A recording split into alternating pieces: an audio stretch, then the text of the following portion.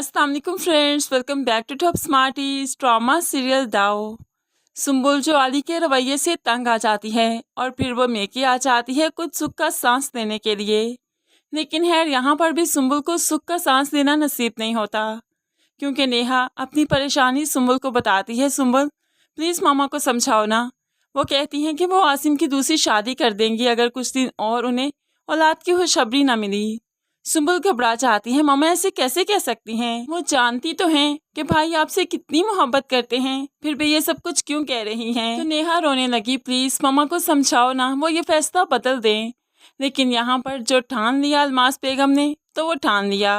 आज तक लोगों की जिंदगियां बर्बाद ही तो करती आई हैं, अभी तक एहसास नहीं हुआ, लेकिन बहुत जल्द जब सुम्बुल के हालात मालूम पड़ेंगे तो एहसास हो ही जाएगा।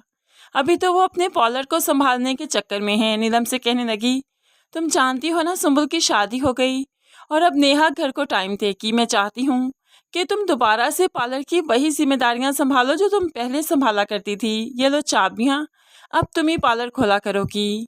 लेकिन ज़रूरी नहीं कि अलमास बेगम जब जो सोचे जो करना चाहे वही हो जाए।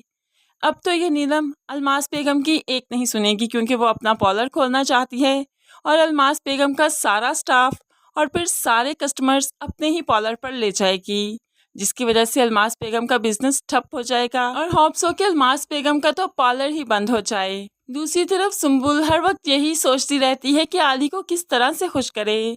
आज जो उसने अपने कमरे में एक फ्रेम देखा तो अपनी और आली की पिक्चर उस फ्रेम में लगा देती है ताकि आली खुश हो जाए। जब आली कमरे में आया तो उसे वो फ्रेम दिखाती है तो आली कहने लगा, तुम पहले पूछ तो लेती इस फ्रेम को तुमने यूज़ भी करना है कि नहीं। ये तो मुझे निशा ने दिया था, इसको किसी को भी यूज़ करने की इजाज़त पे नहीं देता। तो यहाँ पर सुम्बुल घबरा जाती है। अच्छा आली, गुस्सा मत करो प्लीज़, मैं ये पिक्चर अभी निकाल देती हूँ, आप ये संभाल लीजिए फ्रेम।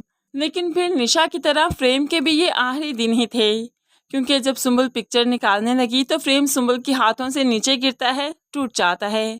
अब तो सुम्बुल बुरी तरह से डर गई, लेकिन आली फौरन से पहले सुम्बुल पर चिल्लाने लगा, ये क्या किया तुमने? तुम जानती भी हो कि तुमने ये किया क्या?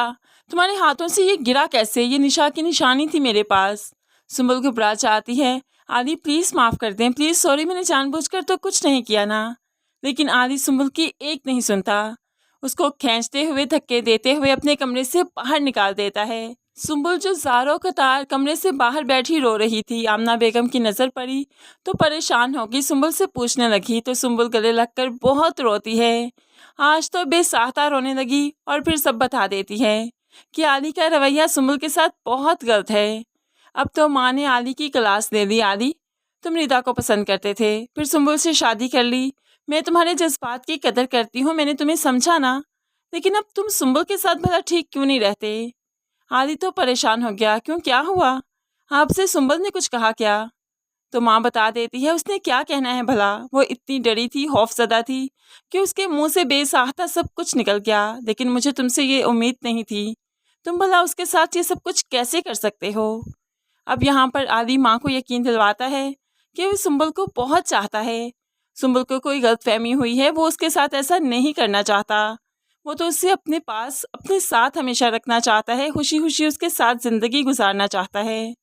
अब माँ को दिखाने के लिए वो माँ के सामने सुम्बुल से बहुत अच्छे से बात भी करता है और हंसी मजाक भी करता है, जो कि सुम्बुल को बहुत हैरान कर जाता है।